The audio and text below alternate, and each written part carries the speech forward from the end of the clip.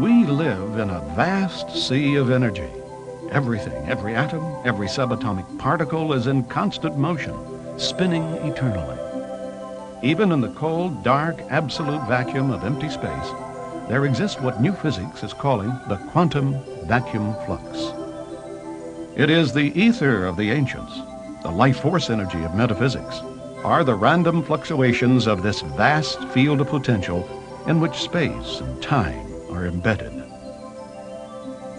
Now, theoretically and mathematically proven, the question no longer is, does this zero-point energy exist? But rather, can we tap this inexhaustible resource of free and unlimited energy and manifest new technologies which are both inexpensive and environmentally safe?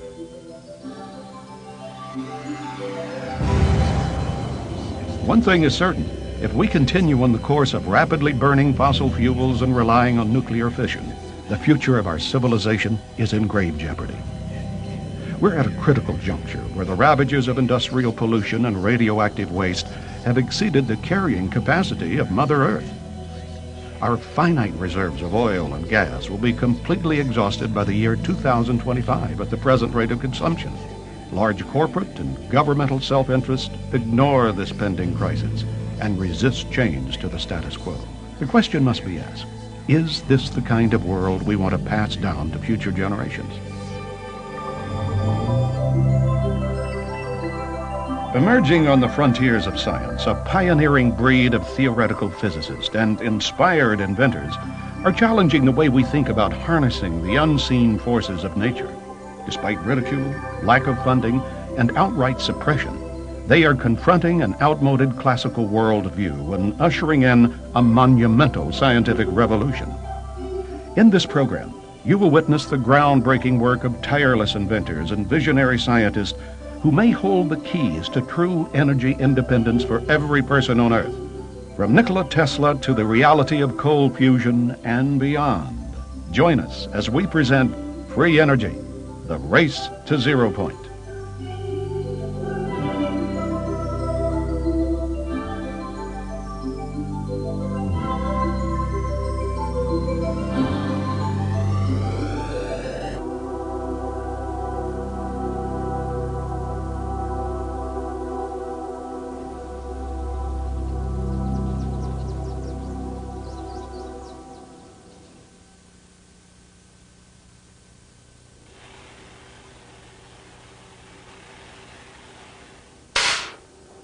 Most people would agree you can't get something for nothing.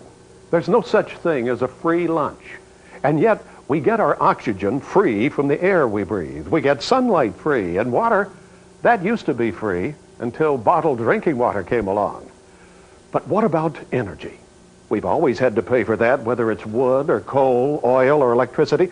It's always been the rule that you can never get back more energy than what you put in the first place. That's a fundamental law of nature. Physicists of the 19th century figured that out with the first law of thermodynamics, the conservation of energy. Maybe so. But science has come a long way since then.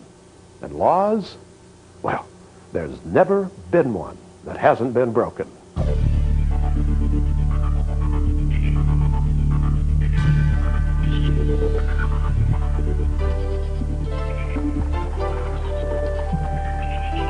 At the turn of the last century, Nikola Tesla, the great inventor who gave us alternating current and the Tesla coil, stated, "Electric power is everywhere present in unlimited quantities. It can drive the world's machinery without the need of coal, oil, gas, or any other fuel. This new power for the driving of the world's machinery will be derived from the energy which operates the universe, the cosmic energy." With over 200 patents to his name, Tesla was well on his way to transmitting electric power without wires when he ran into trouble with J.P. Morgan and the financial interest of 1901. His ambitious Wardenclyffe project to magnify and transmit power to ships at sea and eventually to provide free electricity for the whole world was scuttled by Morgan, leaving Tesla penniless and disillusioned. The wealthy industrialist of the time knew that their vast plans to wire the world with copper from the mines they owned would be upset if they could no longer control the supply and means of delivery. Tesla's beliefs about developing technology in harmony with nature conflicted with the prevailing American attitude at the time that mankind was put on Earth to subdue and dominate nature. Little by little, Tesla was denounced as a crackpot and deleted from the historical record. At the time of his death in 1943, Tesla's truckloads of scientific papers were seized by U.S. government agencies. Who knows what ideas and remarkable devices our world could have inherited if only his genius was recognized. When J.P. Morgan prohibited Tesla from broadcasting electric power overseas with Wardenclyffe Tower, he said, "I can't put a meter on it, therefore I won't finance it." That literally changed the course of history, and for the past almost 100 years, we've been suffering under that profit motive. Of course, one could say that mankind was hardly ready to handle the awesome forces Tesla had glimpsed. The 20th century would bring world wars and technological innovations far more horrific than had ever been witnessed by Western civilization. Even before Tesla, the groundwork that would lead to free energy had been pioneered by great scientists like Michael Faraday and James Clerk Maxwell. In 1831, Faraday modeled his rotating magnet and disk generator after the Earth, whose rotation around a molten metal core keeps the planet spinning in a self-sustaining magnetic field. His work later resulted in the development of the dynamo. Also called a homopolar or unipolar generator, the Faraday generator provides the basis for much of what is being done today in the electromagnetic approach to free energy, such as with Bruce De Palma's IN-Machine and Paramahamsa Tiwari's space-powered generator. Repeated experiments have detected anomalous electrical outputs greater than that used to rotate the disk. But friction and voltage limitations have hampered efficiency and therefore widespread acceptance. James Clerk Maxwell, best known for his Maxwell's equations, is reputed to have set things straight with his theories of electrical properties in a way that eliminates zero-point energy. But Maxwell's more advanced work allowed for the existence of an ether, a substance finer than air, which since the time of Plato had been considered a scientific fact. The prevailing belief of the time was that the vacuum was a thin material fluid, the so-called material ether, which we know today is false. The ether is there, but it's not the observable material fluid. Faraday had re-established this notion of lines of force, but he thought the electromagnetic field or the electromagnetic disturbances in the ether, so to speak, was really twanging strings. The strings were under tension, and when you had a disturbance, what you really did was pluck the strings. Now, Maxwell states very clearly that he set about to actually capture exactly what Faraday was doing in his lines of force in the theory, and that's what he did. Maxwell's actual theory is 20 equations and 20 unknowns in quaternions, which is a higher topology algebra. You can do things in that you can't dream of in doing in tensors, and you certainly can't do in vectors, and you certainly can't do with the theory that's taught at our universities. All that remains to be rediscovered and uncovered. The now famous Michelson-Morley experiment at the turn of the century failed to detect a stationary ether, so classical physics presumed once and for all that it did not exist. The case was closed until quantum mechanics reopened the discussion, allowing for a new interpretation of how matter interacts with a zero-point field. Most of our scientific community actually believes that empty space, the nature of space itself, is completely empty, devoid of anything. And historically, it's very interesting because in the 1800s and even earlier, they believed there was an ether, an all-pervading substance filling up space. And in 1905, when relativity theory became very popular, they said, well, we don't need this ether. Empty space is empty. Then 25 years or 20 years later, in 1925, when quantum mechanics comes into play, all of a sudden, a new energy appears in equations of quantum mechanics, and it has to be there to make the equations work, and it has to do with fluctuations of electromagnetic field energy at a very high frequency that interacts with everything. And they called this the zero-point energy, and it turns out that all the elementary particles interact with this energy, and it becomes a potential energy source. That's what we're discovering today. Well, free energy is basically, and another word for it is zero-point energy. It's energy that is contained within the vacuum of space and which is virtually undetectable by any traditional means. In fact, the energy is homogeneous and isotropic, the same everywhere, the same in all directions. And because of that, it's trying to extract it or measure it is sort of like the problem of trying to weigh a beaker of water underneath the surface of the ocean. What do you measure with respect to what? And that's been the physicist's dilemma, and we've gone down one very large cul-de-sac this century. The cul-de-sac meaning that there is no such thing as consciousness. There is no such thing as this zero-point field, or this place from which the energy can come. And the answer now appears to be yes, because theoretical physics and a number of experiments in quantum mechanics show very clearly the existence of this all-pervasive electromagnetic field called the zero-point field. In fact, although skeptics often point to Einstein's theory of relativity, it was Einstein who in 1920 said, "There are weighty arguments to be adduced in favor of the ether hypothesis. To deny the ether is ultimately to assume that empty space has no physical qualities whatsoever. The fundamental facts of mechanics do not harmonize with this view.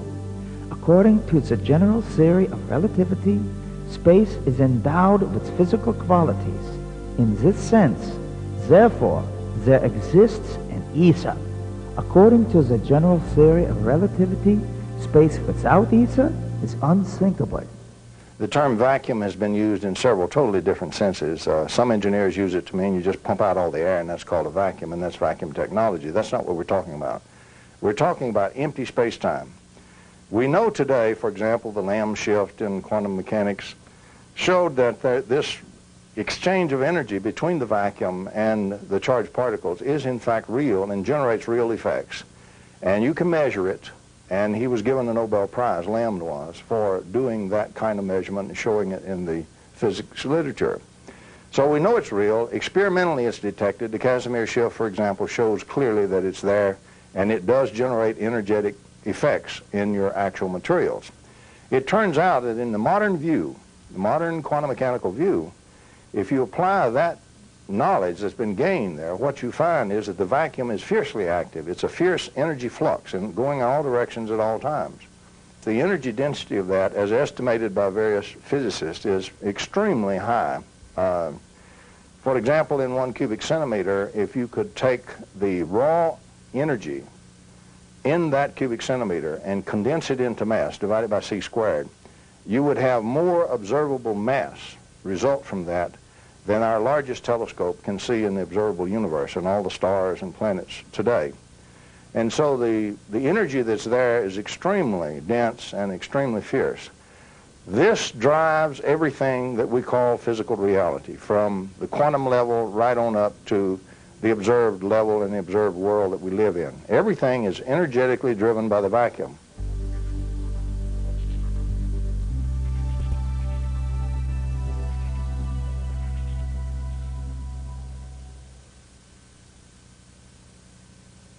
The Sea of Energy in Which the Earth Floats was a revolutionary book written by T. Henry Moray, an electrical engineer and Tesla enthusiast who in the early 20s began working on a device he claimed intercepted radiant energy from outer space. His solid-state detector, the Moray valve, was designed with a complex series of semiconductors, high-voltage capacitors, and transformers hooked up to an antenna and a ground wire. By stimulating the existing oscillations of space energy, his radiant energy device ran for days, putting out 50 kilowatts of electricity. His public demonstrations attracted newspaper coverage and scientists from Bell Laboratories and the Department of Agriculture's Rural Electrification Administration. Although no one could find evidence of fraud, neither could anyone explain how the radiant energy device worked. During the 30s, he developed semiconductors and transistors that were far ahead of their time. Unfortunately, as all too many inventors have suffered, when he refused to sell out to powerful interests, Moray and his family were threatened, shot at, and their laboratory ransacked. Ignored by the U.S. Patent Office, Moray quietly stopped public disclosure of the device after it was destroyed by his assistant, Felix Frazier, a communist sympathizer who was frustrated when Morey declined his repeated offers to take that technology to Russia. Today, Morey's sons, John and Richard, continue to pursue their father's dream. In Europe, Victor Schauberger's vortex experiments during the 1930s resulted in an advanced understanding of how the spiraling motions inherent in all natural systems reverse the effects of entropy.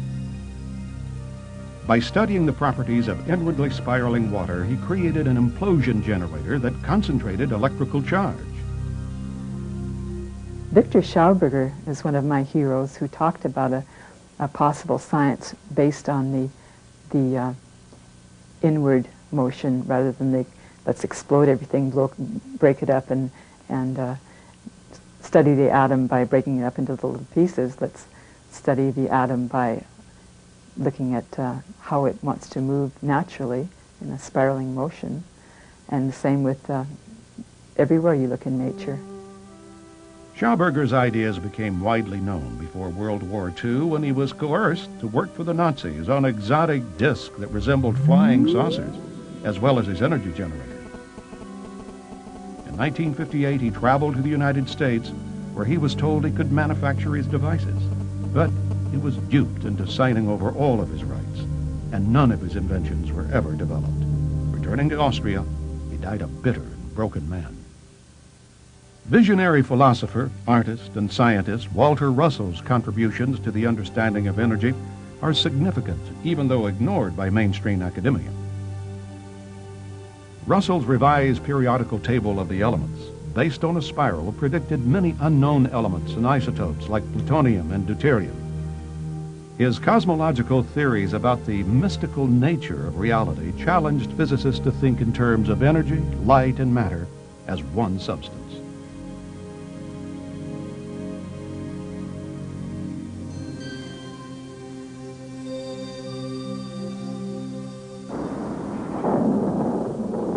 There's electricity in the air. It's a common expression and one that's true. Take a comb, run it through your hair on a dry day, and you can get a static shock. Sure, it's electricity, all right, but could it also be tapped to produce sufficient energy we could all use? Benjamin Franklin is credited as being the inventor of the electrostatic motor back in the 1700s, but its power output was modest. The Wimshurst electrostatic generator is a high-voltage mechanism developed in the 1800s, which can be hand or self-started and will produce dramatic sparking while charging Leyden jars. Today, it's used in teaching about electricity, but its practical applications are considered inconsequential. A high-tech variation of the Wimshurst device is the Testatica, or Swiss ML converter. Developed by Paul Baumann of the Maternita community in Switzerland during the 70s, this free energy device is a marvel that has been in operation for more than 20 years, supplying electricity to the small, self-sufficient Christian community. Many technical experts have come away stumped by its excess output. However, because the community feels that the majority of mankind is not ready to be responsible for such unlimited energy, they're keeping the technology under wraps until such time the world is spiritually prepared. Other researchers, like Dr. Oleg Jefamenko, continue to pursue real-world applications for harnessing the electrostatic motor. His accomplishment, I feel, is the best, is that he used a specific type of electret, which is a waxy substance which holds charge, and it's like in many ways a magnet, electrical analog of a magnet. And he's achieved a 0.1 horsepower motor, which is a small device. So, and this runs continually on atmospheric electricity.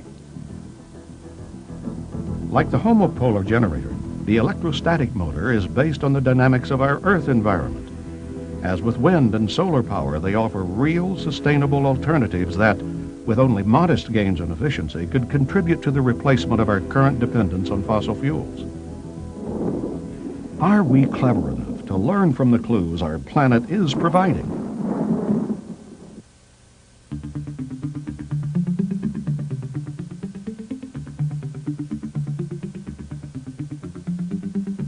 Upon the foundation of innovative thinkers and inventors like Tesla and Morey, the modern age of free energy research began. In the 1950s, Waves of flying saucer sightings occurred throughout the United States, and while an infant space program was trying to catch up with the Russians' launch of Sputnik, a man named T. Townsend Brown was busy on experiments that defied conventional understanding about electricity, gravitation, and propulsion. Along with Drs. Paul Byfield and Agnew Bonson, Brown took high voltage to the next extreme. In this rare home movie, the earliest experiments in electrogravitics are recorded.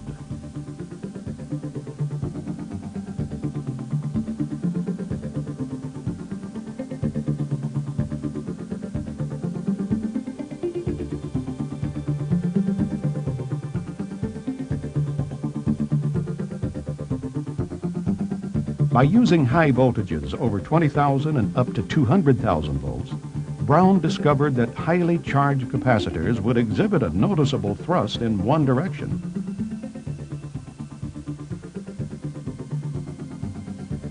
Although awarded a patent for his electrokinetic generator, no one has ever reproduced his experiment until recently.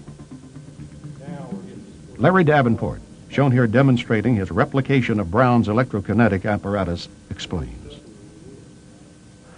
But when I first began to read Brown's stuff, I didn't quite understand the difference between the ion wind devices, which there's a lot of them out there, and some of them are very efficient as far as producing ion wind, and his particular apparatus.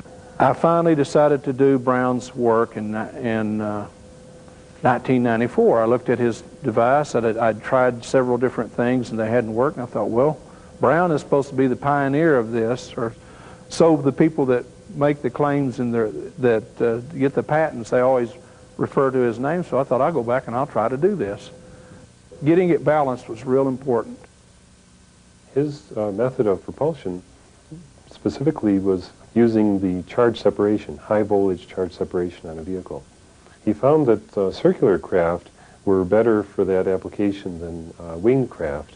However, recently we found through Dr. Paul LaViolette's research that the B-2 bomber actually seems to qualify as an electrogravitic craft. The military has admitted that it electrically charges the forward leading edge of the wings. There's also a very high dielectric being used. Depleted uranium is used on the forward edge of the wings. And whether or not there are other applications for that technology in that design, we're recognizing that because the exhaust gas is also negatively ionized, that all of a sudden we have the high voltage charge separation that's necessary to provide an extra propulsive force, especially at high velocities. So electrogravity in that aspect is a very simple process, but does provide a good amount of force for a very small amount of energy input.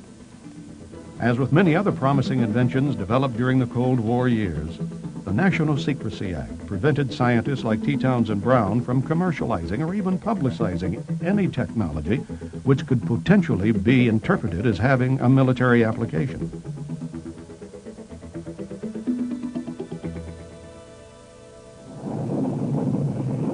The triumph of America's space exploration program gave way to the era of limits in the late 70s. The infamous energy crisis made us all aware of our dependence on finite resources. Many inventors promised dramatic results with devices they said would solve the crisis. Claims of over-unity, where power output exceeds input, were routinely announced. But when put to the test, most of their crude prototypes performed poorly, or not at all. Measuring methods were, and still are, extremely difficult to perform accurately.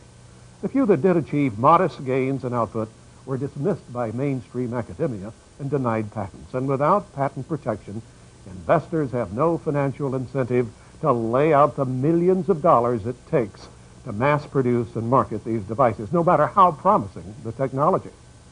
And after all, classical Newtonian dynamics got us to the moon, and Einstein's E equal mc squared explained that energy could neither be created nor destroyed. Anything else which seemed otherwise was labeled perpetual motion, unworthy of scientific examination. When I started out in 1980, free energy was something that we didn't talk about. We talked about it behind closed doors. The conferences often were visited by people we didn't know, and the information was spread in various means so that all of a sudden non-conventional energy, which was a phrase we developed, was appearing in military solicitations. So it's a controversial topic that at that time actually had the connotation that there was something from nothing. Therefore, it was unscientific, and these are a bunch of lunatics who are talking, and sooner or later the scientists will educate them about what's the various laws of physics that are being violated. Well, most of the scientists equated any notion of a free energy or over-unity device as being a perpetual motion machine and therefore utter nonsense. You see, it's a play on words. The scientists interpreted it one way, the guys trying to do it are looking at it as an open system. Now, fortunately today, we have a type of thermodynamics. Nobel Prizes have been issued for it, to Prigogine, for example, for systems not in thermodynamic equilibrium that do have. They're open systems, and the energy does flow in from outside and through them. Those kinds of systems can produce over-unity. It's all perfectly legitimate physics. Today, most scientists are unaware of the literature that the zero-point energy even exists, mainly because most scientists aren't physicists. Now, I went to school and I became getting a PhD in electrical engineering and systems engineering, and not one professor ever heard of it. And yet there it was in the library. So part of it is most scientists are specialists in their own area, and science today is very fragmented.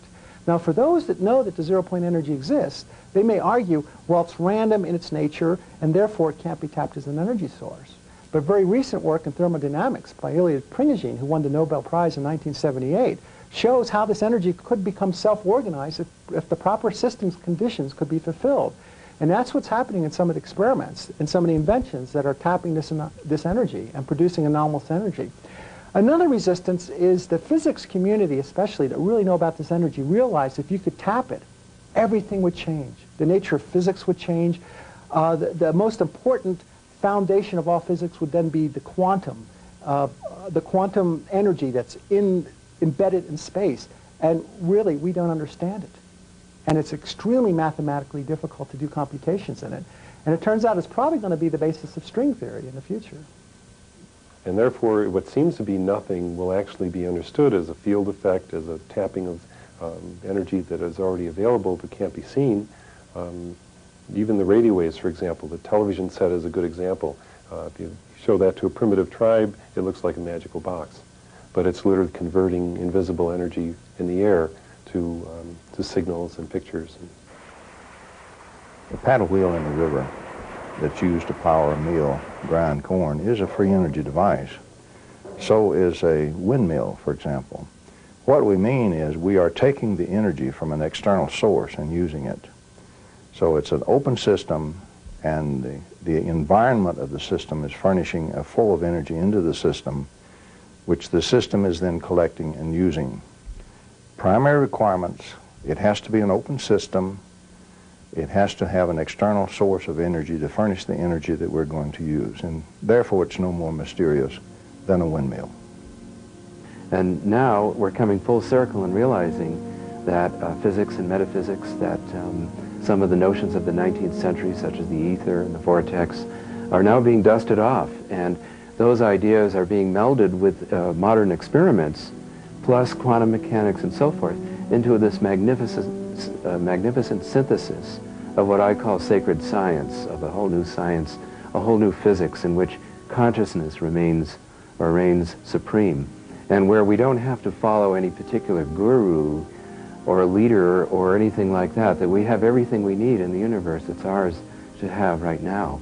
And these are some of the basic essence principles that lie underneath the discovery of free energy.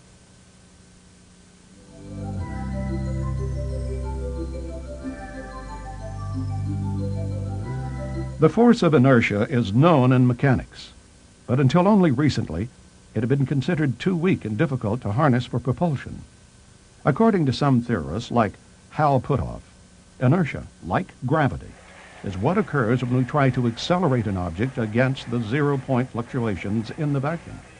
We run into resistance, literally. Canadian inventor Roy Thornton has developed an inertial impulse propulsion engine which overcomes that resistance using centrifugal force.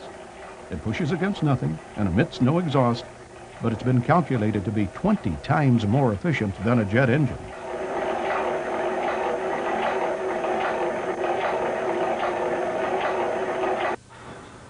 Here, the Thornton inertial propulsion drive powers a canoe in a swimming pool.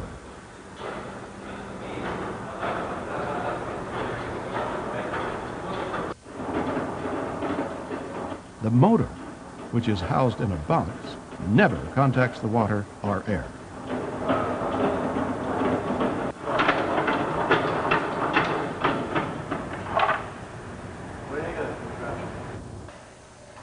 In the pendulum test, unidirectional force is being generated to keep the pendulum to one side.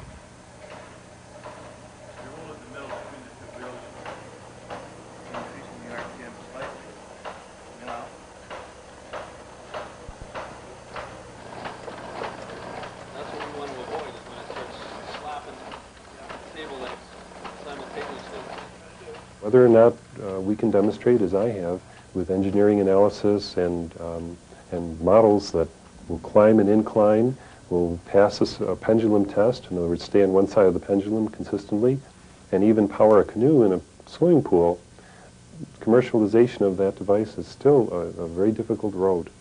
And we see that in many inventions, but what I like to emphasize is my F over P measurement of that is literally 20 times better than the jet engine. A jet engine, typically a commercial jet engine, the DC-9, I think is the one that I analyzed, has about 0.016 newtons per watt. And then this is in the metric system.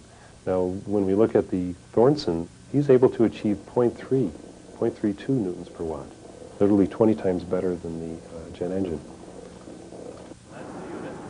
Roy Thornton is developing refinements to his system to increase its performance. Unfortunately, like many inventors, even with a U.S. patent in hand, he has yet to find sufficient investment capital to bring his motor to the marketplace. Propulsion force does in fact exist.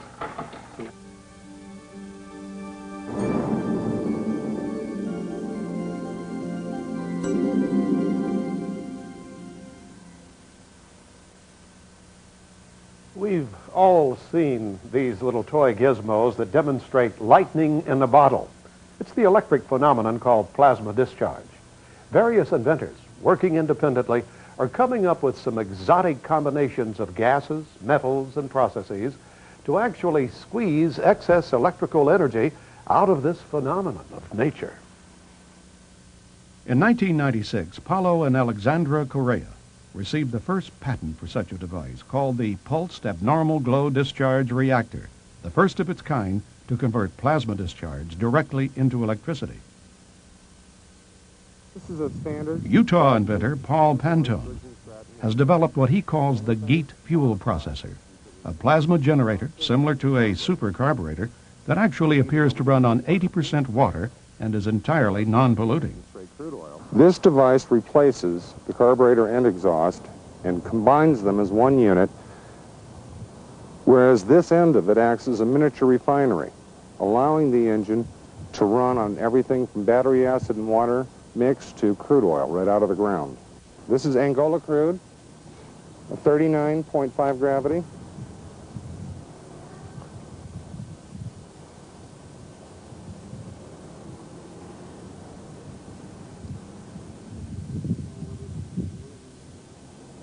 The exhaust coming down goes around and comes out here at the far end. The center chamber draws some of the heat from the exhaust, plus this tube takes some of the exhaust gases, takes them up into the chamber and bubbles them down to the bottom. The bubbles, as it comes through the fuel, are brought up to the top of the chamber, picked up through a tube, and fed up the center of the exhaust pipe.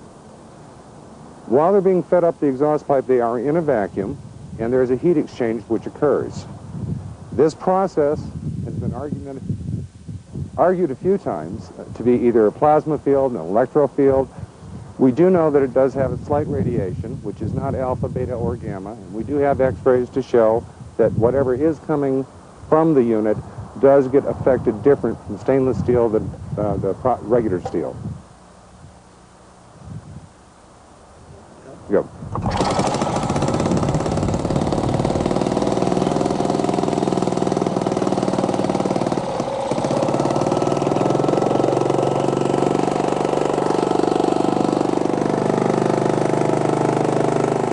when the temperature of the exhaust is the same as the air temperature going in from the air portion up here, normally 3% more oxygen coming out of the tailpipe than there is in the air we're breathing.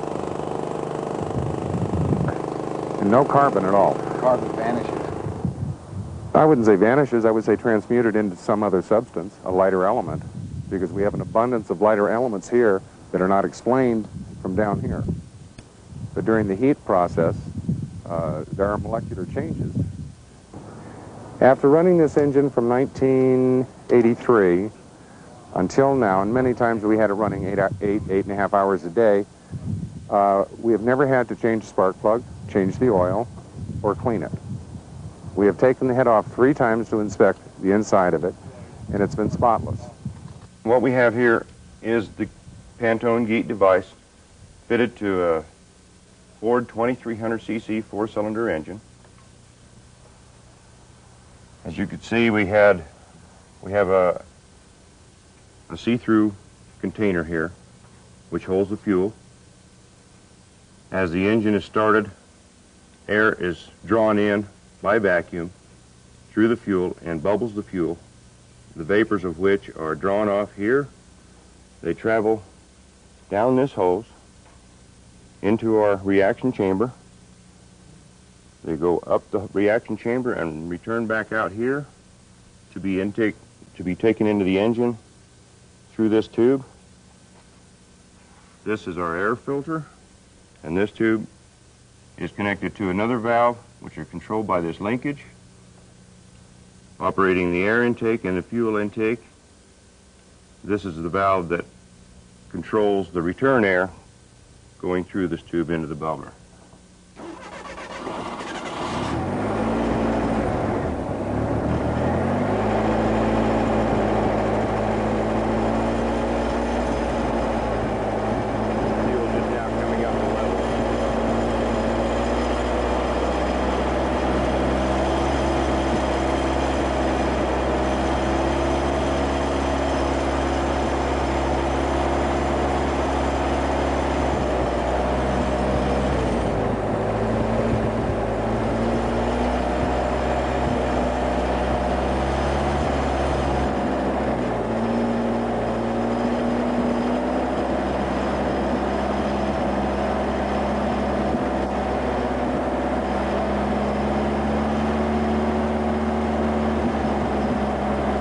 During the testing with the 2300cc Pinto, we have achieved efficiency up to and including 300% of normal.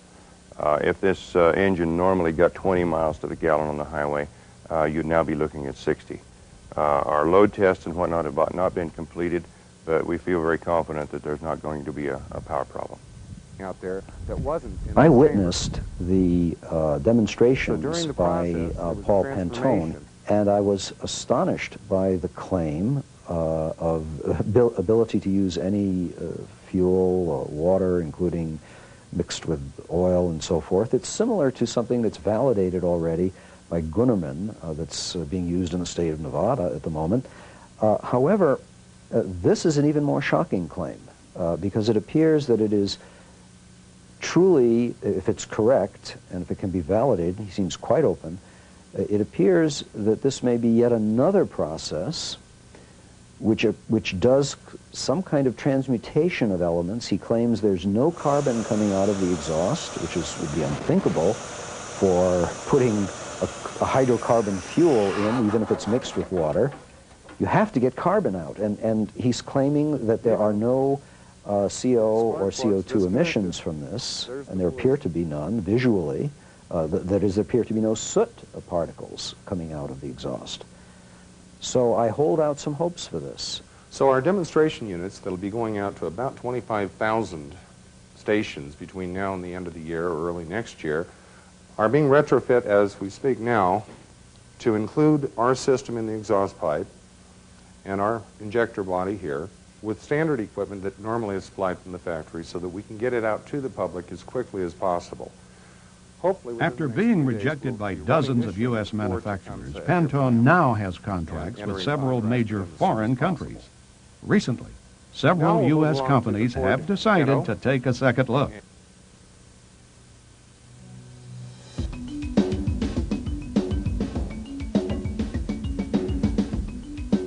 is the fusion between these components. In 1989, two physicists from the University of Utah, Dr. Stanley Pons and Dr. Martin Fleischmann, created a media frenzy with their announcement of cold fusion in a bottle. Although several independent experiments reported similar test results, the cry of fraud quickly went up at MIT and other prestigious universities. The debunking was swift and merciless.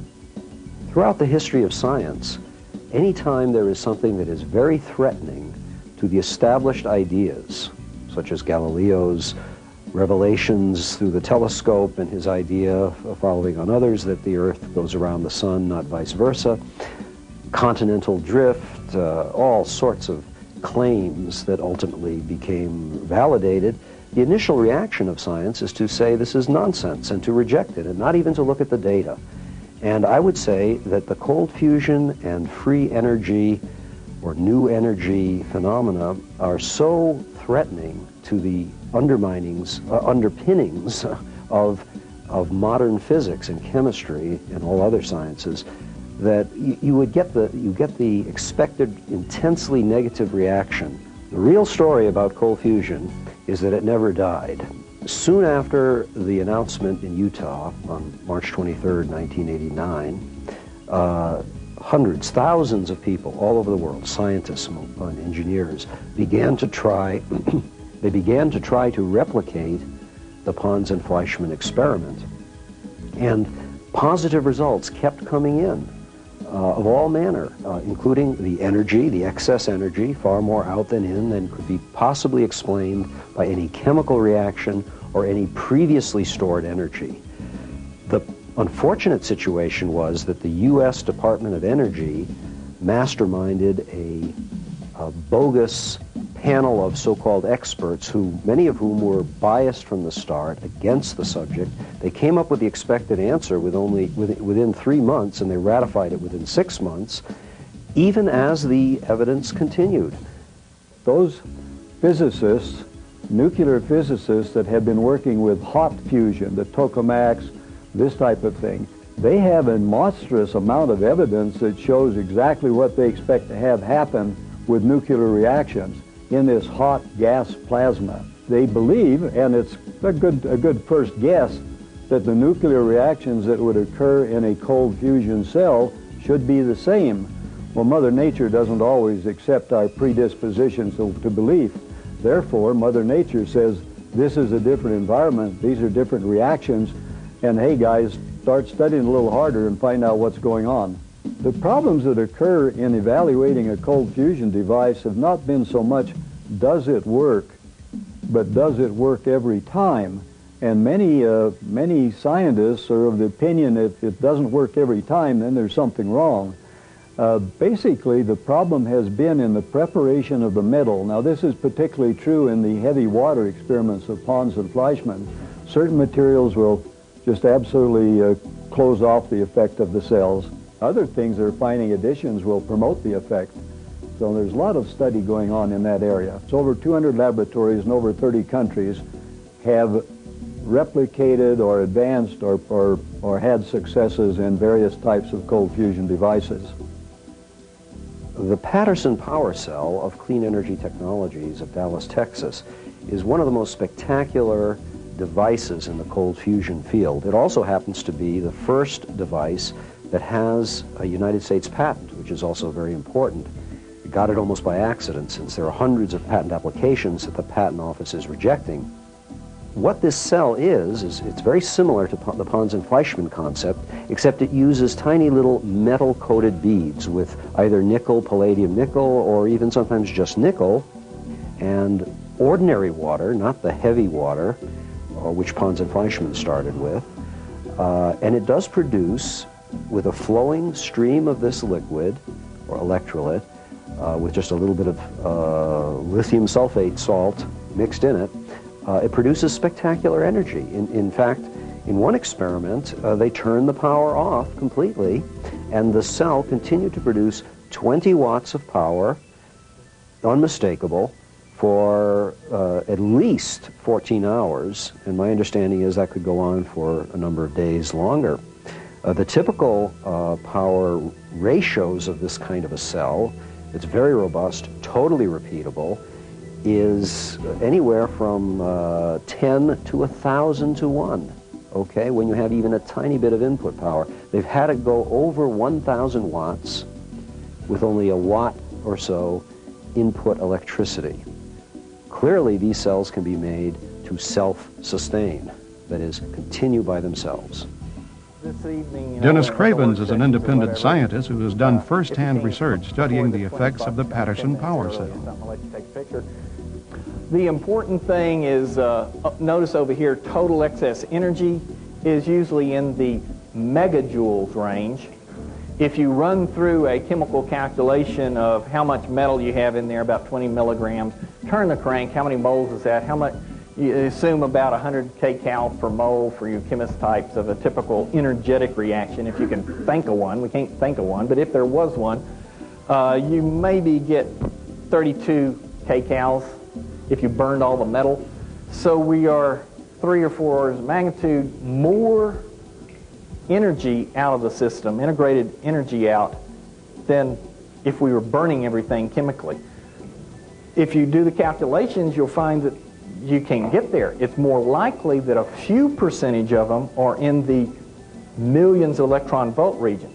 It's been revealed recently that the Patterson cell will actually keep producing heat for at least 14 hours after it's shut off. This is a phenomenal discovery. It has not been advertised or publicized very well. But what that means is we're actually dealing with a free energy source. The inventors never use that phrase, and for obvious purposes, but the important thing is that it does need more understanding, and also it has the keys to our the type of device that we need. The interesting thing about the Patterson cell, too, is that as a byproduct, it produces hydrogen and oxygen. It's actually using water, any type of water, and electrolyzing that water, and then just exhausting the hydrogen and oxygen. Now, we could see two views of that. For example, if we're actually forced into a situation where we're in an enclosed space and not able to spend too much time outdoors, which we already spend 90% indoors anyways, the supply of oxygen is very valuable, whether or not we even use the hydrogen. But it's possible we could also store the hydrogen and therefore have hydrogen-powered vehicles and use the oxygen indoors. Another area that has emerged as a result of cold fusion, which is every bit as heretical and disastrous to the scientific enterprise as the over-unity and the greater energy out than in, is the transmutation of metals, that is heavy metals. In ordinary cold fusion experiments, they have now seen in the metal changes in elements. For example, the production of copper, the production of other isotopes, such as rhodium, the change of palladium into other things. This is confirmed, there's no doubt about it, and it's occurring with minimal energy input. So what this leads to is an analogy with the old claims of the alchemists, who were able, historically, they said, and there's some evidence that they were able to do it, to do low energy processes that produced gold from lead or mercury or other things. This is now being done in laboratories, and every instance I know of in the history of science where a small effect was seen initially to produce something was later scaled up. So it's quite possible that our culture will enter an age of alchemy in which low energy processes can make precious metals. As we look toward the future, I believe we'll be able to find ways in which we can create the kind of elements that we need by these low energy nuclear reactions. I think we'll be able to start adding to or picking apart or changing the nucleus of atoms to be able to get the kind of stable atoms that we need. But more important, I thoroughly believe that we will be able to take the radioactive materials, add a proton or add some changes to it, and make those radioactive materials non-radioactive. And that is going to be a great boon to our present to clean up the mess that we've left behind from our atomic bombs, from our nuclear power plants, and of course from things like Chernobyl. So in the future, we have laid the groundwork with cold fusion by which we'll be able to handle a whole array of nuclear changes that heretofore have been outside of the current model of what can be done with nuclear reactions. There are many power companies throughout the United States that are now on alert, and they're sending their representatives to cold fusion conferences. We meet them all the time. They give support. They really will be the vanguard of the new energy age. I believe that any utility company that does not get into this now is doomed, because frankly, when we have generators of electricity and heat that can stay in a home or a building, why would anyone want to be plugged into the grid, the wire grid, any longer? This would make no sense. People will argue against that, but I think the grid will disappear. A remarkable process for sure, and one that offers exciting developments in the near future. But does the task of extracting energy from our environment really require such exotic, ultra-advanced technology that potentially would still put it under the control of large profit-driven interests? The rare metal palladium still have to be prospected, mined, and purified. Or are there simpler in design, low-maintenance technologies available that could be bought off the shelf and installed by anyone for an affordable one-time fee? We're going to look in depth at several individuals and companies who have been working for years perfecting devices that they claim will do just that.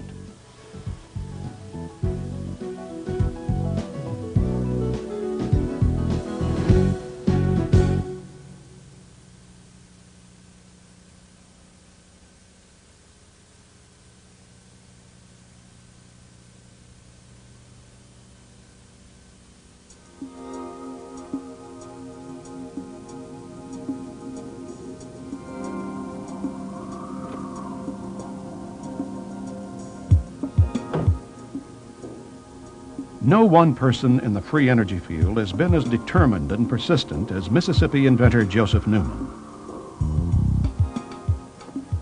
Since the 70s, Newman has been denied U.S. patents repeatedly on his energy machine, even though numerous engineers, scientists, and even congressmen have testified on his behalf.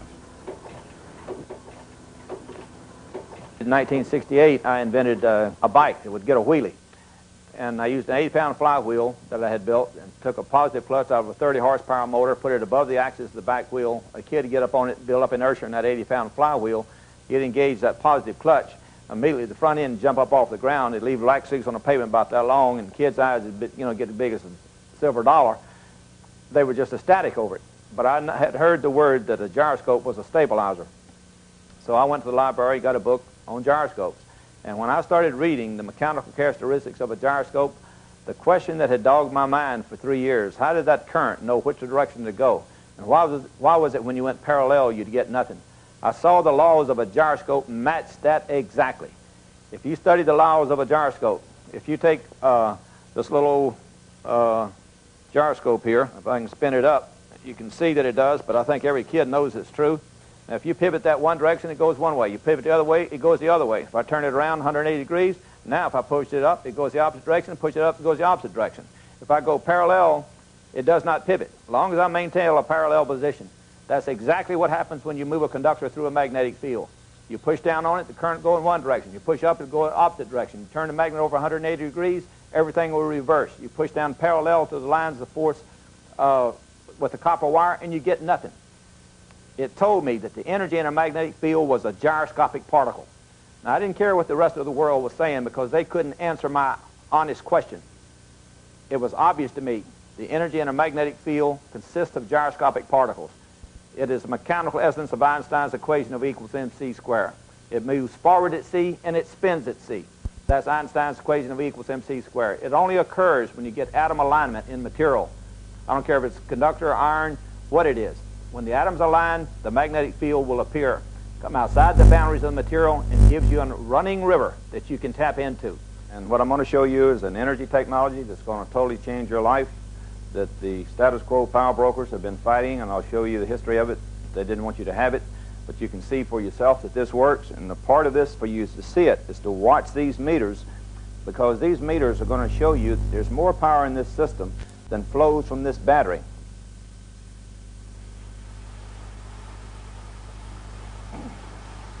The magnet runs down this shaft from one end to the other. It's hex shaped with six-sided. This blue represents a coil running this way. The red represents a coil running at right angles to it. The commutator shows that you break that circuit every 90 degrees. So you fire into one coil, fire into the next coil.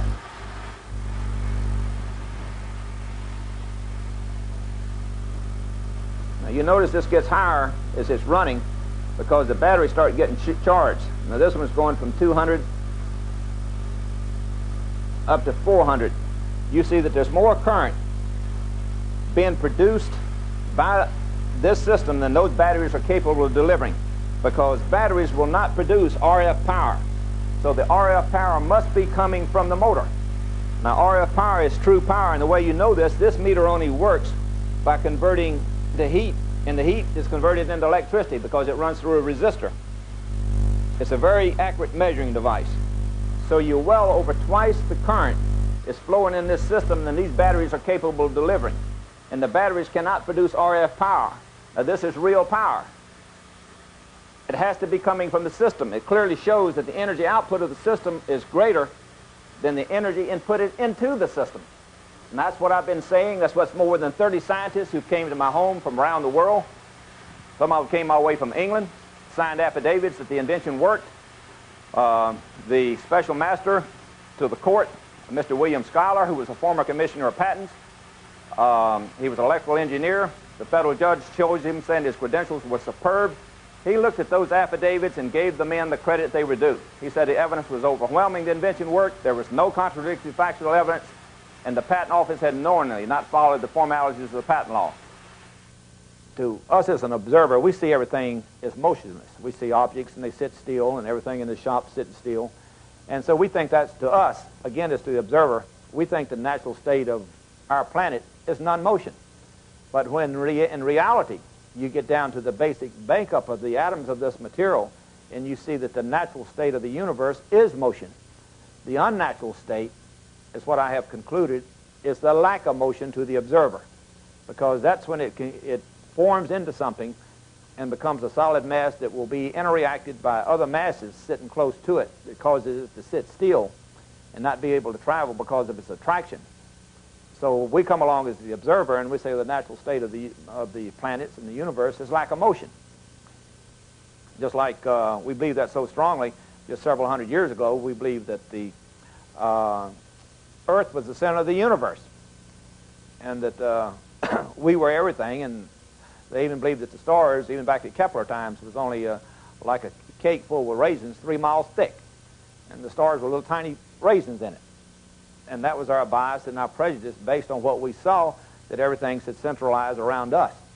And I'm saying now we should open our eyes and our brain to see the magnitude of what lays in front of us.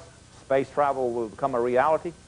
Our children growing up will have an excitement and a universe to travel into, but the values of the human race has to change with that. While Joe Newman is still fighting for recognition and just compensation, many entrepreneurs are racing to be the first into the marketplace with magnetic motors that are built with high-tech space-age materials and employ microprocessors to regulate pulsations and RPM. David Porter of Galtech Semiconductors demonstrates his recently patented permanent magnet motor called the Carousel Electric Generator. This is the latest version of the Carousel motor generator. It's a rotary version. Rotary inside. There's 18 separate sections, what we call a coil section in here. 18 make up the outer diameter. There's 6 coils here that we're using to drive the motor. On the top here we have an encoder which sends a pulse down to the electronics and basically lets the electronics know where the rotor, the rotating part here, is in relationship to the coils, and tells the coils when to turn on and off. That's done by a specific index point that the encoder has that sets the relationship between the two. And the electronics down here in the box is basically a set of TTL logic counters. It counts the number of pulses from the encoder, and it turns the power on and off to different coils depending on where the rotor is at the time. We have also hooked up to this system a connection to the computer over here. What it gives us the opportunity to do is change the duty cycle on the system. We can change it from a pulse rate of 1 pulse per cycle up to 40 pulses per cycle, which would be 100% duty cycle. That is incorporated in, and what we do is change the pulse rate on the computer. It downloads the data to the electronics. When the index pulse comes around, which comes around once per revolution, it updates the data in the counters, and that's what changes the pulse rate on the system. Okay, we don't have an automatic start on the system right now. That's something that the Intel chip will do. We'll start it up at a pulse rate of approximately 13 pulses, which gives us a 16% duty cycle. It takes a while to spool up because, like I say, it works also as its own flywheel. So we build up the power gradually. The thing about this system is that everything floats on the magnetic field in there. You have very little internal friction. Once the system gets up to speed, it stabilizes at a certain RPM. Right now we're running at about a 30% duty cycle per channel. The speed is still coming up a little bit. Calculate the speed off of the scope here, and we're running about 1,850 RPM. This white and the green shows the 2 channels on the motor. The little spikes there are the amount of time that each channel is on, and the flat part at the bottom is the amount that it's off. So you can see how much is pulsing and how much time it's off and how much time it's on.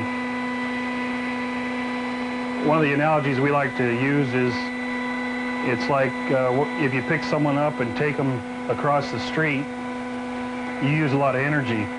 If you put them in a tire, once you get it started, all you got to do is tap it a little bit. And so you use a lot less energy to move the same load. And that's what we do. We build it up to a high speed, and then we just tap it with a little juice as it goes around. And we use the inertia built into the system to take it the rest of the way there. So we're using a high-speed pulse on the system.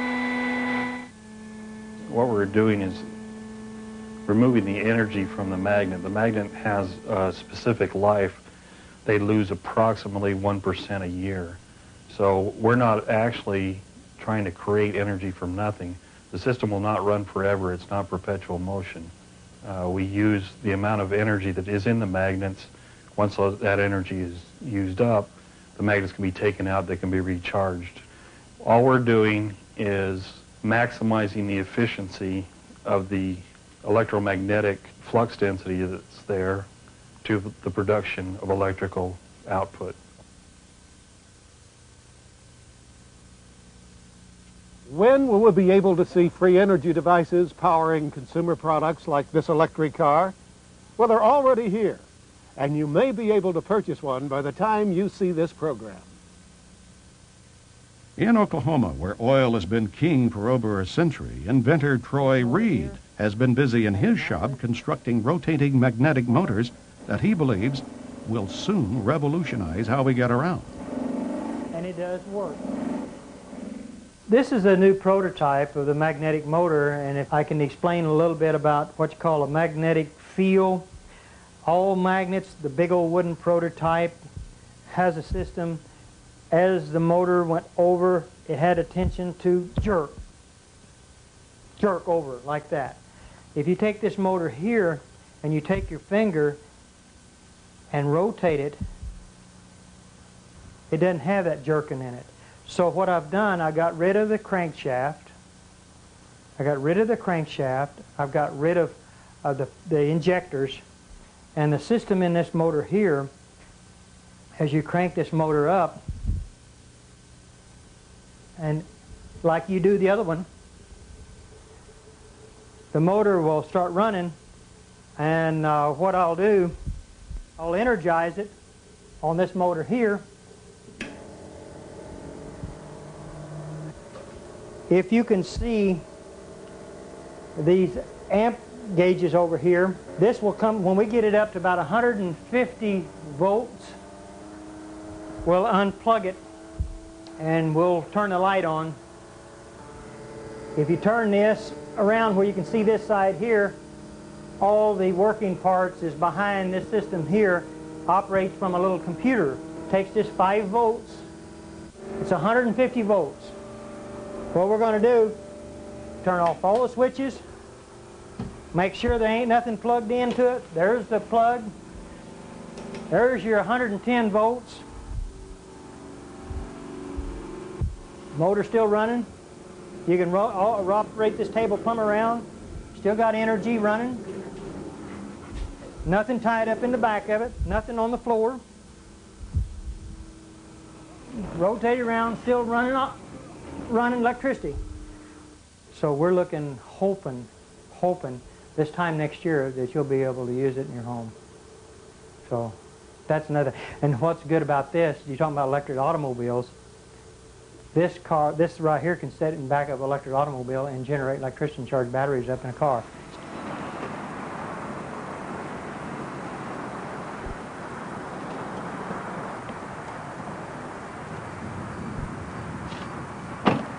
Beautiful automobile. You can drive it anywhere you want to. You don't pollute the air. All the other electric automobiles that I've actually seen has been nothing but this standard transmission. This is an automatic transmission car. There's not a whole lot of what you call junk, I would call, under cars. I've seen a lot of electric cars that had a lot of stuff in it. The only thing that this has a battery to run the radio, the blower. We've got 2 safety switches over here that can be mounted into an enclosed system, but we did this where you could see, where people can see this car with the technology. It's a safety switch system. This is a controller box, a Curtis control box. It cuts the amperage down. So with the amperage, here's what's real good about electric automobiles. All electric automobiles that have surge technology with this in it, they create heat. They've got to have a fan to blow this Curtis controller off because it gets hot.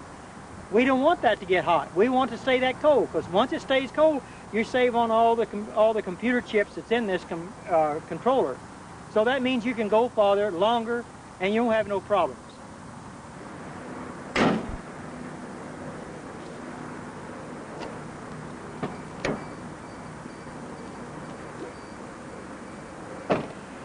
This electric automobile has got 2 gauges in front of the shifter on the automatic transmission. It's called the voltage and the amperage. That's what I was talking about earlier about amperage on automobiles. Let's see if we can't get the amperage to go down instead of going up. The voltage on this here should say somewhere around 120 volts. When we start out, there's no amperage at all. So the gauges is down below here, and we're getting ready to take and go drive the car, and you can see for yourself what it does. All you do is just take and put it in gear, and the motor sounds like a little sports car. Shifts, runs good, fantastic automobile, drives. If you'll see the amperage on the gauge, see it going down? Amperage goes way down. That's what I like about electric cars. If you floorboard the car, the most it will do would just be about maybe 100 amps. And that's what we want to do, is to keep the amperage down on an electric car.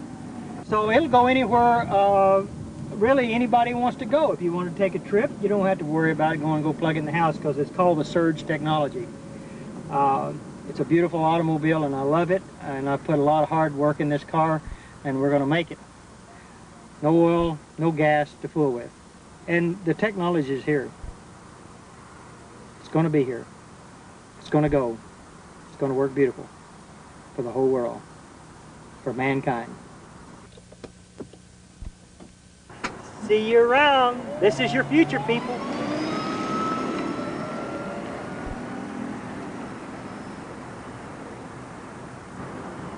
As we have seen so far, electromagnetism seems to be offering the most viable path for many contemporary inventors. The magnetic motor continues to challenge the over-unity barrier, but even simpler methods are being demonstrated through common ingenuity. Dennis Lee of Better World Technology has been struggling to pursue his dream of achieving energy independence for everyone on the planet. Held in prison for 2 years without ever being convicted of a crime, Lee mounts public demonstrations in major U.S. cities, lining up individual dealerships to market his devices. A controversial figure, who some dismiss as a fraud, and others see as legitimate if outspoken P.T. Barnum of free power to the people, Lee has assembled an impressive line of prototypes and processes, including those by other inventors like Yul Brown. Although he claims his machines are not utilizing zero-point energy because they draw heat from the surrounding air, his numerous devices supposedly achieve super efficiency rates by recycling excess energy through closed-loop systems. I built the world's most efficient heat pump and developed it, and these are the evaporators for that heat pump right here. They're 8 feet high, 3 feet wide. Now, the refrigerant we put in here boils at 40 degrees below zero. Therefore, anytime, day or night, outside in a rainstorm or in a windstorm, a hailstorm or a snowstorm, or just out on a nice hot sunny day or in the middle of a cold night, as long as the refrigerant that's inside this panel is colder than whatever the air is out here or the phenomenon that's hitting this panel, then the heat from the air or the sun or the wind or the rain or the sleet or the snow will be transferred into the refrigerant on the other side, because it's the second law of thermodynamics. Hot goes to cold. So if this is the coldest thing outside, anything out there that touches it is going to give its heat to it. A little bit of heat goes a long way. That gas starts expanding like crazy, and as it expands, it then is drawn into the compressor, not through suction. I've got engineers and inventors that don't like to use the term suction, but through negative pressure. So as the compressor is creating this negative pressure, the gas is migrating to it. And so a compressor is a gas pump. It'll pump gas. And so the gas is being pumped by the compressor into the compressor, elevated in temperature. And even though if you touch this panel, it's ice cold to your hand, and if you touch the line going out of the panel, it's still ice cold to your hand. When it hits that compressor, compressor takes all the gas in this space, puts it in that space, elevates the pressure and the temperature. Going out of the compressor, do not touch that line whenever that thing is on, because it's 200 to 250 degrees hot. And so that's where we get the heat. All of the heat is transferred in here. We then use a compressor to take the relatively useless energy that we've got and elevate the temperature and pressure and make it very useful energy. Then that heat would be transferred later. This is a direct drive compressor. This direct drive compressor takes Freon from the panels, and it runs that because this direct drive is causing the pistons to go up and down. That gives us heat into the boiler. The boiler expands the other Freon back through that into a double-acting piston that's going back and forth. We're converting with mechanical apparatuses, we're converting that into shaft rotation. That shaft rotation turns this wheel. As this wheel turns, it causes the compressor to turn. As the compressor supplies the heat, it causes this wheel to turn. You might say these two wheels are powering each other. And by the way, once the Freon has taken the heat, it then made the power, it then goes up here. This is a condenser. We're sucking water out of the bottom of the tank, could be the well. And we're running the water through this pump right here that's also driven by the same drive mechanism, running the water into this condenser. It's the world's most efficient condenser at 100 degree delta T, 6 million BTUs. And as we're then running the water through, we're making the water hotter, but the water will also be being pumped. And as I do this, I'll show you the water being pumped. And then also, we're cooling down the Freon, which is going into this canister and is being pumped right back into the boiler by a little trombone pump that's running on the same cylinder. You ready to try it? Let's go ahead and try it. Let's turn it on, guys. Okay, if you're ready, Maestro, anytime you're ready.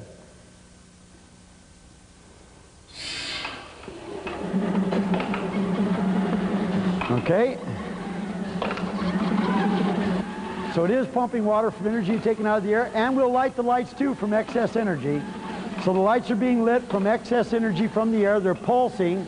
It wasn't set up to do that, so we don't have it stable, but we thought we'd just demonstrate the excess power that we have. Main thing is it's pumping water. It's supposed to be pumping water. That's a closed loop because it's continuing to go through the boiler and in back. I had a heat pump in a walk-in freezer. We cranked the temperature down to 20 degrees below zero in dead airspace. Now imagine this, if you got any background in refrigeration, we're in dead airspace, the temperature's 20 below zero. We did it every single Saturday for an entire year. People from all over the world came to see it. We said, bring your own test equipment, take the thing apart if you want to. We had a $10,000 challenge to find any gimmick or anything in it. And every single weekend, we cranked the temperature down to 20 below in dead airspace, and we made water hot enough to burn your hand from energy we took out of that box at 20 below at a 2-to-1 COP. Same average performance of the GE heat pump in America. Only it's 20 below in dead airspace. And we challenged all the heat pump manufacturers to come anytime you want to, either find a hoax with us or bring your unit down and see if you can do that. Nobody ever came. A lot of customers came, lots of people from all over the world came, Pakistan, everywhere. So anyway, we're in here testing this every year, every weekend for a year. And a man came to the show one day, and what a guy this was. Now, we're trying to build this thing. It's going to take 2 years and $2 million, and I'm raising capital selling heat pump things to get the money. And a guy walks in, and he comes up to me at the end of the show, and he says, Mr. Lee, I am absolutely astonished. I want to shake your hand, and I want to tell you, I have no doubt you have got the best heating system in the world.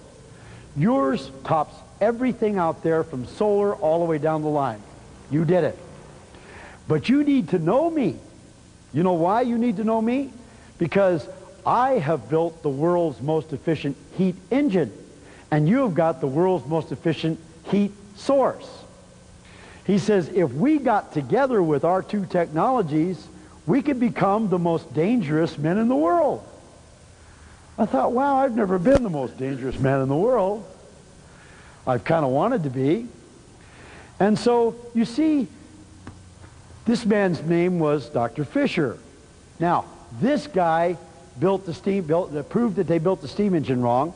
I had the pleasure of building his unit in my research lab, and we took his great big unit, because why wouldn't I want a great big one? I don't want to put everybody on the grid system with a new system that can exploit them some more with all the arrogance that comes with it. I wanted to give people the opportunity to be totally independent of the grid system. Remember, that was my goal.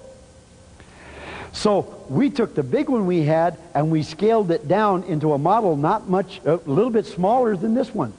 It was a little smaller than this. It was about that long. It's about 13 inches long, 6 inches in diameter. And that one was going to be big enough to be able to power all the energy you needed for your house, and so I didn't want one bigger than that. And by the way, that little unit could fit in the glove compartment of any American-made car. I went across the United States of America telling my story. I told it in every state of the United States, and I got 1,000 people to join me telling my story. We put a media ad campaign together because the media wouldn't cover it, so we ran commercials. And we did a 60-second commercial cutting a power line and saying you can power your house with no electricity, external electricity, run your car with a new engine that runs with no gasoline. We did a 60-second commercial nationwide. As far as we can tell, about 10 million people saw it. And after that happened, that was too much. That couldn't be tolerated. And so I got a letter from the state of California inviting me to come back to California to go to court. So I flew back from New Jersey to California to go to court, and when I walked into the court, the judge said, "You're probably wondering why you're here." And I said, "Yes, I am." And he said, "Well, because I've been ordered by the state of California to put you in prison." And I said, "Well, that's really interesting. You're putting me in prison, but I've never been convicted of the crime. How do I go to prison without a trial and without being convicted?" And I said, "You can't do that, can you?" And he said, "Well," he says, "I've been ordered by the state of California to put you in prison, so that's where you're going, but sounds like you got a hell of a case for appeal."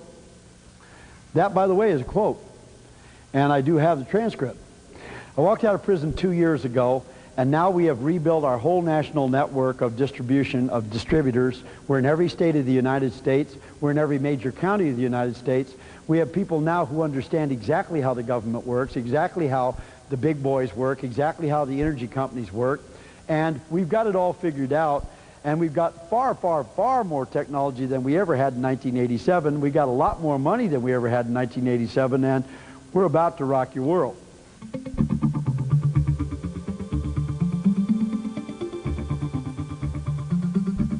As if the amazing over-unity results of these pioneering inventions are not enough, a curious combination of side effects to free energy research involves such things as the transmutation of metals, the formation of new isotopes, and yes, even anti-gravity.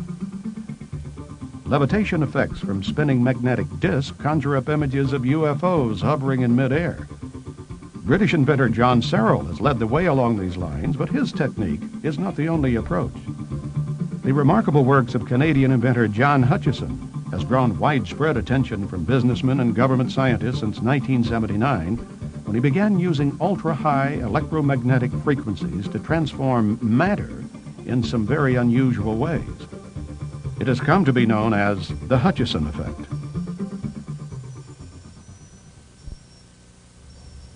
The objects you're seeing moving there is a form of levitation by translational movement, meaning that the objects become lighter and can float around. The heaviest being the barium cylinder that you see there with the two wires coming out of it. Tends to slide around on 7 pounds of its own weight. The physics of it is self-resonation of what they call ferromagnetic and piezoelectric barium titanate through a power amplifier and broad and narrow bands of electrical energy going into this crystal. So the applications of this in advanced applications using free energy or zero-point energy to power it would be in propulsion technologies.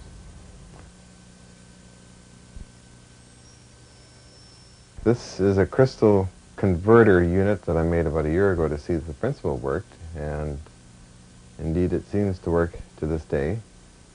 The principles involve the Casimir effect and space charge type of barrier technology in semiconductors, and a jitter activity called zero-point energy that goes through time and space. The idea is to get the material inside this to interface with the jittering action of zero-point energy. And moving on to what they may look like inside, I actually bring out a piece here of this material, of common minerals and that, produced in a special way, and I take a reading here. And I should be getting a higher reading. I had a hot spot somewhere on here.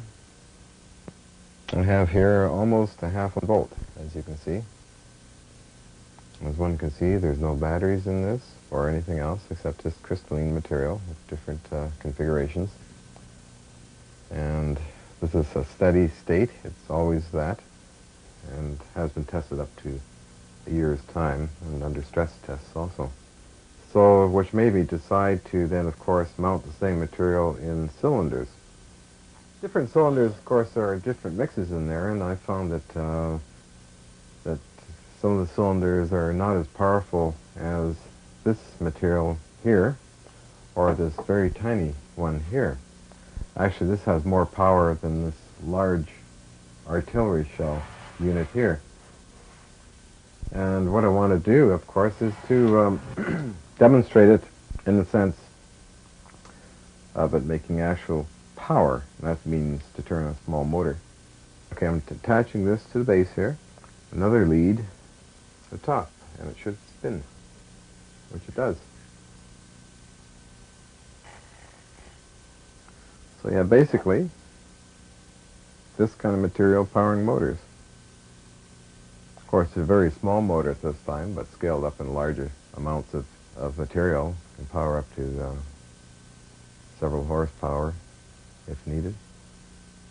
Hutchison hopes his simple shake-and-bake method of producing these crystal energy converters will attract investors who can see the potential of permanent batteries which never need charging. Non-toxic, that will interface with zero-point energy in space and time. Hutchison's more dramatic experiments border on the paranormal and have generated more than just a passing interest from U.S. military research labs. We've had about 750 demonstrations of levitations, translational movements, metallurgical samples falling apart, changing into transmuted unknown metals. Quite a variety of obscure types of effects, wood impregnated into metals, other objects in metals, monopole magnetic fields written up in many journals. Quite a host, or a Pandora's box, of different types of effects on the outer edge of the scientific community. In this remarkable series of video clips shot by Hutchison, we see what happens when he fine-tunes the electromagnetic frequencies aimed at target objects in his garage.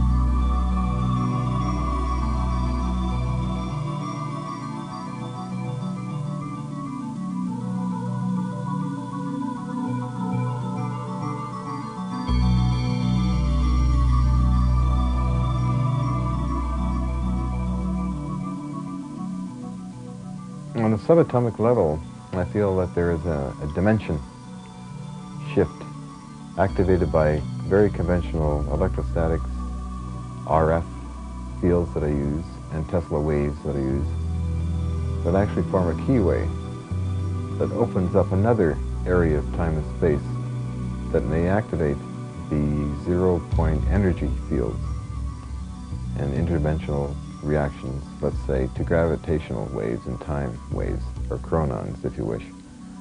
Perhaps we're dealing in chronons and gravitons, which are maybe particles, and somehow causing a distortion, which causes objects to simply break apart or pulsate in the center of stainless steel bars and fall apart, or to become weightless.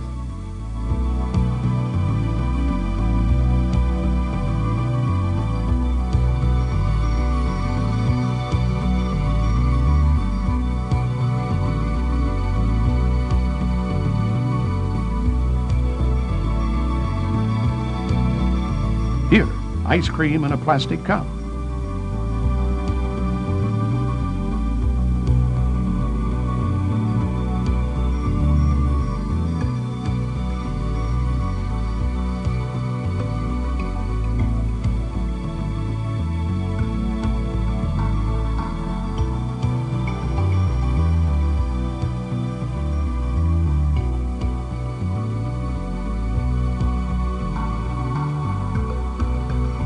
Finally, a 70-pound cannonball.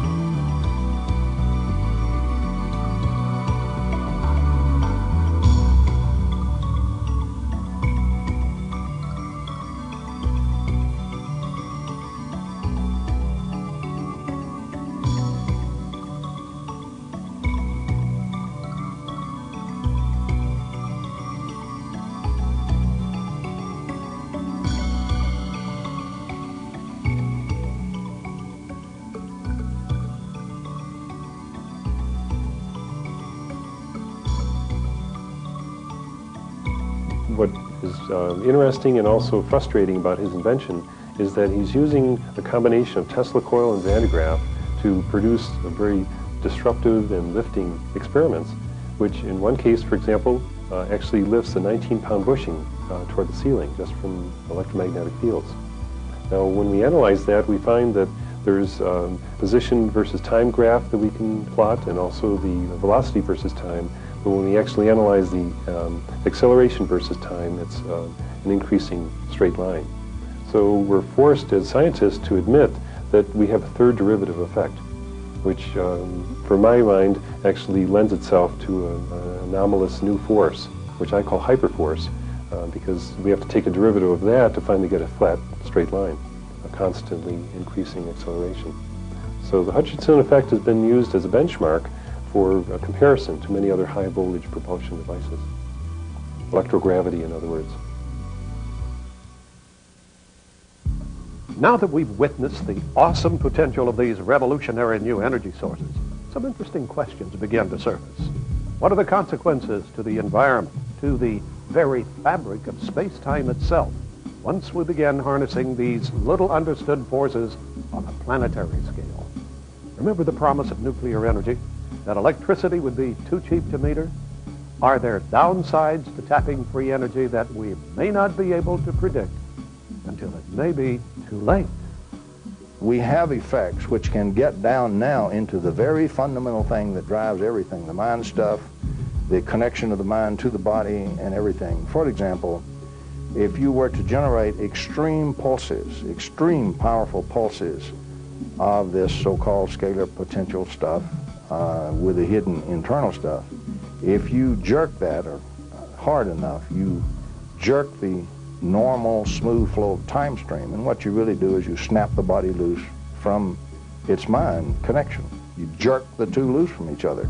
That's instantaneous death at every level. Every cell dies, every germ dies, every paramecium dies, every virus dies, the whole body dies.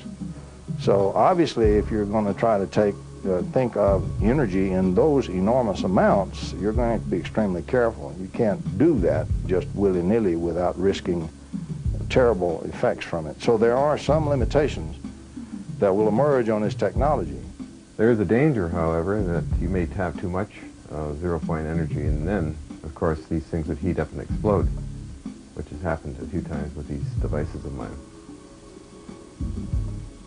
So, in essence, it's an interesting technology to get involved in, but I notice that there's some precautions one needs to take if you're having too much drawing from the electromagnetic jitter of zero-point energy.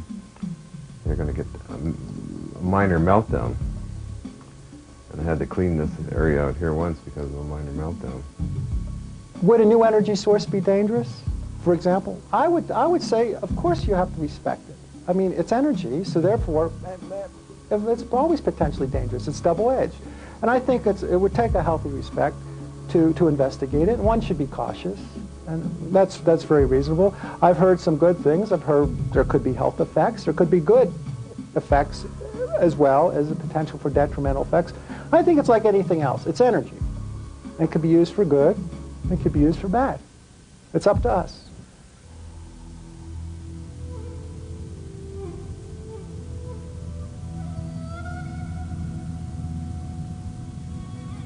Perhaps because of their traditional understanding of invisible forces like chi or ki, Oriental cultures, especially the techno-enthusiastic Japanese, embrace the concept of free energy. Well-respected scientists like Shinichi Seki and Tsuji Inomata are receiving substantial government and industry support. Meanwhile, the Japanese, of course, are beginning to commercially develop various systems. For example, a Japanese consortium funds the Pones and Fleshman work. The Japanese Toshiba Corporation is working with Inomata, and various other corporations are coming together to develop free energy options. And of course, Japan has no vested interest in oil. They don't have any domestic source. So it's in their best interest to be the first kid on the block to make little gizmos that will replace our circuit breakers and internal combustion engines.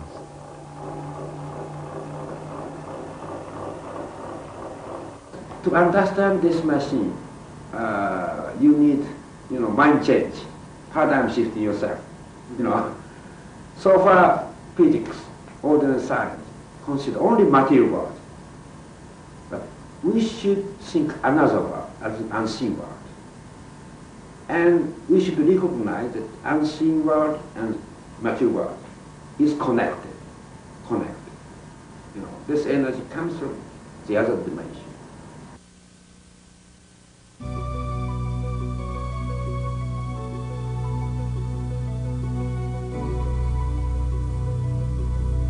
We'll really have a true science when it is accepted in science, and a true technology when all the phenomenology is thoroughly worked out and thoroughly understood, when all the models are redone so that we adequately can model this theoretically and we can do engineering. We can sit down and design the circuits.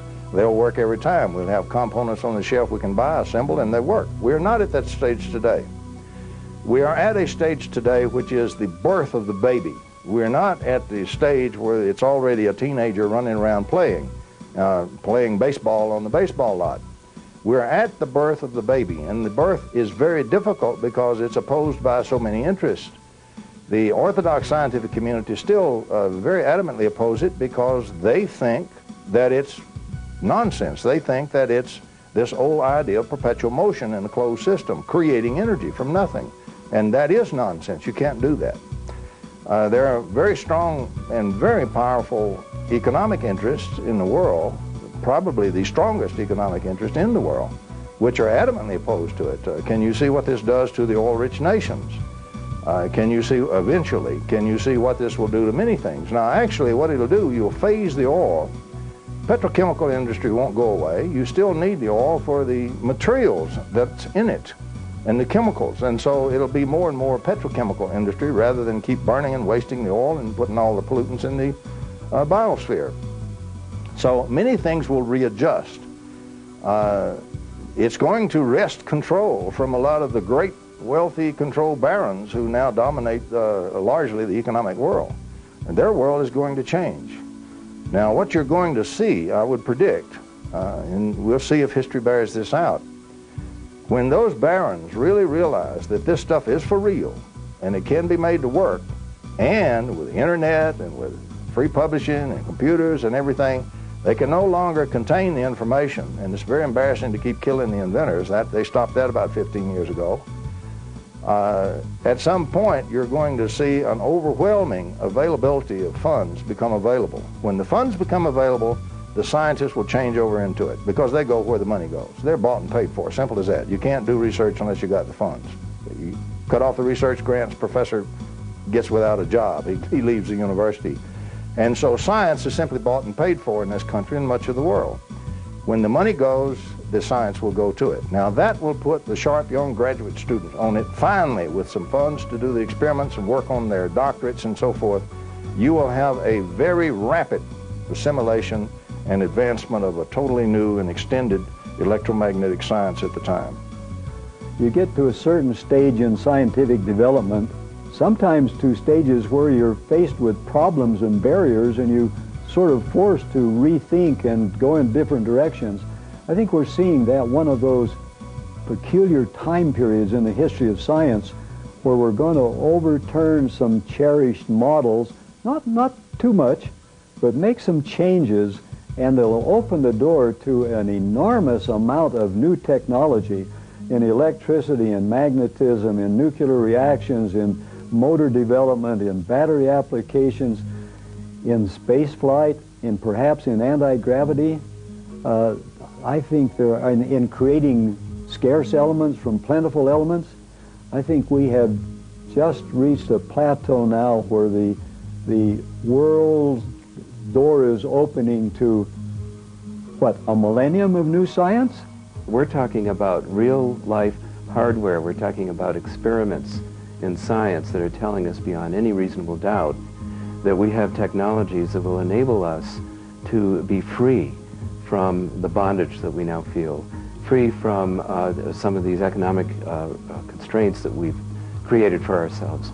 Because you see, if energy is free, and it will be very shortly, food is free, housing is free, then we're free to create express our creative gifts and not be like drones. And we're also free to explore our greater selves. And it's going to be a very exciting time coming up.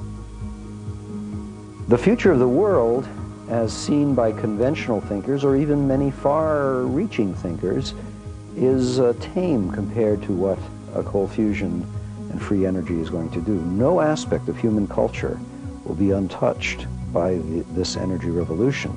The very fact that the material that covers 70% of the planet's surface will now be available as a fuel source, and the fact that water makes up a huge percentage of our bodies, and this is a fuel and a source of energy, this is going to have incredible psychological and religious and historical and geopolitical implications. The Middle East picture and the strength of the oil interests there is going to be drastically altered. Air pollution will be abolished in most cities that are now affected by the internal combustion engine. And space travel, which is a favorite subject of mine, will be transformed. The ability to travel to the planets and to the stars will be given a gigantic boost, one that I never in my lifetime expected as an engineer who deals with those things. Some people are saying that the title of my book, The Coming Energy Revolution, is a bit fearsome, that revolution implies a sudden radical change, and that the status quo will suffer, and that people whose jobs depend on the status quo will suffer. So perhaps evolution is a better way to look at it. But one way or another, our leaders, our political leaders, our business leaders, our utility company executives have to address the changeover to clean energy sources. And it'll probably come from abroad, so it probably will happen fairly fast. I'm not really concerned myself about a radical shift because people seem to be on the verge of readiness for change.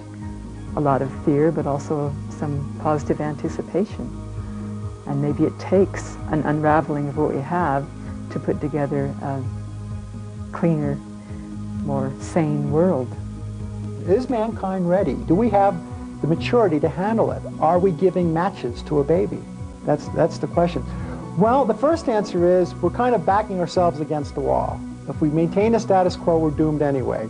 It looks like we're going to get a shot by having this energy available to us. If we're not mature enough to handle it, well, I guess we're doomed either way. We have a chance to survive, a chance to go on, but it will take, in a way, a consciousness transformation. Understand there's a consciousness movement and things like that, that people are starting to wake up. It's not just a me game now, it's a we game. And as we learn to work together and have empathy for one another, we can transcend the old selfish consciousness, which has caused all the problems and all the wars and everything else, into a recognition that we are a planetary being.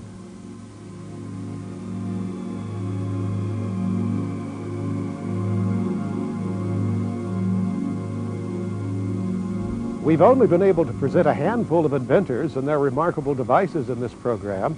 There are hundreds, if not thousands of people worldwide, scientists, engineers, entrepreneurs, who are actively working right now, researching and developing this phenomenal technology to the point where it can be successfully scaled up and mass marketed. We are at a pivotal crossroads in human history. Can we as a society release our fears associated with the violence of the past and embrace the unknown? Can we cast aside our rigid skepticism in favor of an open-minded spirit of inquisitiveness? Our very survival may depend on how we answer these questions.